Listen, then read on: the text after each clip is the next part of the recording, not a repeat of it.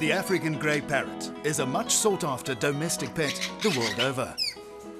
African greys occur in nature in 20 range states, spanning the equatorial region of the African continent.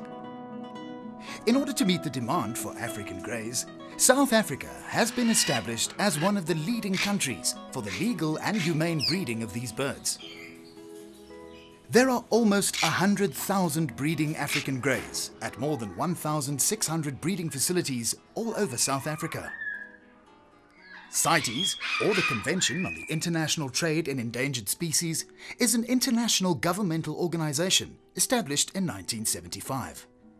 Its function is to regulate the international trade in endangered species. All endangered species are divided into 3 categories or appendices, with Appendix 1 being the most endangered. The upcoming 17th Conference of the Parties to CITES, also known as COP17, will be hosted by South Africa. Here, some member countries, such as Gabon, will propose that African grey parrots be uplisted from Appendix 2 to Appendix 1. In order for a species to be upgraded to Appendix 1, it must be under serious threat of becoming extinct in nature, and all commercial trade of the species is prohibited. The Parrot Breeders Association of Southern Africa, or Pasa, strongly objects to this proposal and doesn't believe that it is justified.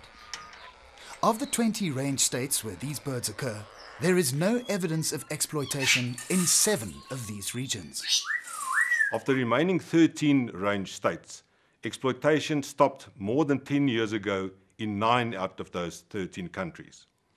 The other 4 countries stopped exploitation respectively in 2013 and 2014, and 2 countries, being the DRC and Cameroon, carried on in 2015. CITES did not approve any African grey export quota for 2016. There will therefore be no exports from Cameroon and the DRC for the next few years. At least not until a new non-detrimental finding is presented to CITES. Pasa believes this will protect the species in the wild. Appendix 2, with a 0 quota, prohibits the trade in wild caught birds.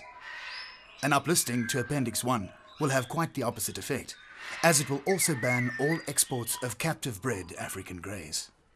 If South Africa cannot trade further in African greys as a result of the fact that they are now on CITES 1, there will be a greater demand for wild-caught African greys again.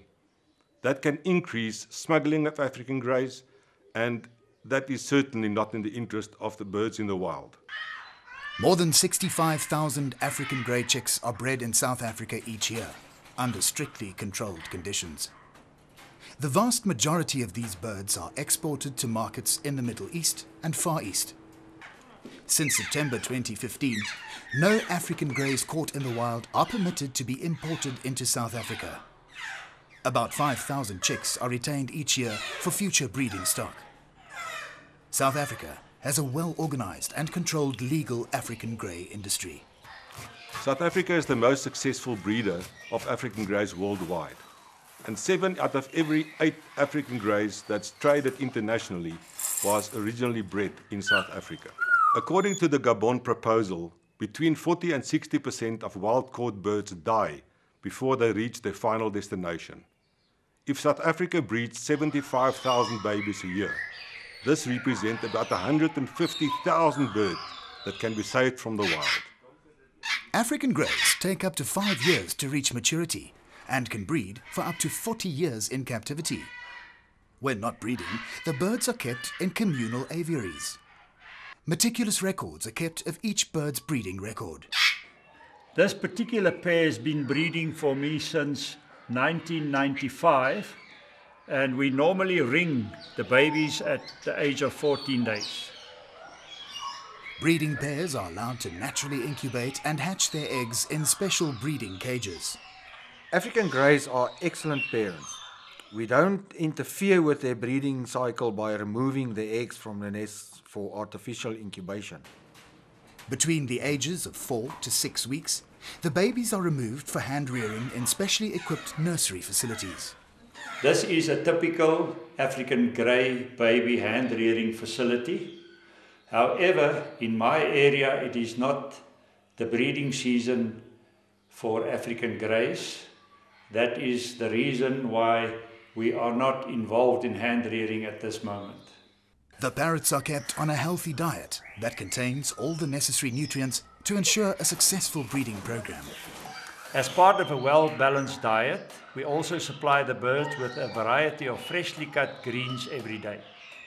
In South Africa, a possible uplisting of African greys to Appendix 1 will also have a huge negative impact on the more than 2,500 workers in the African grey breeding industry.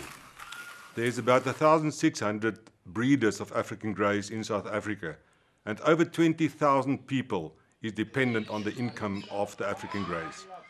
If we cannot export African greys anymore, those people will lose their livelihoods. The Gabon proposal for the uplisting of African greys to Appendix 1 contains several inaccuracies about captive breeding in South Africa that are all refuted by the local industry. Pasa strongly feels that an uplisting of African greys will not be in the interest of the wild population. We will partake in the upcoming COP17 meeting, and we already called on the South African government not to support the uplisting.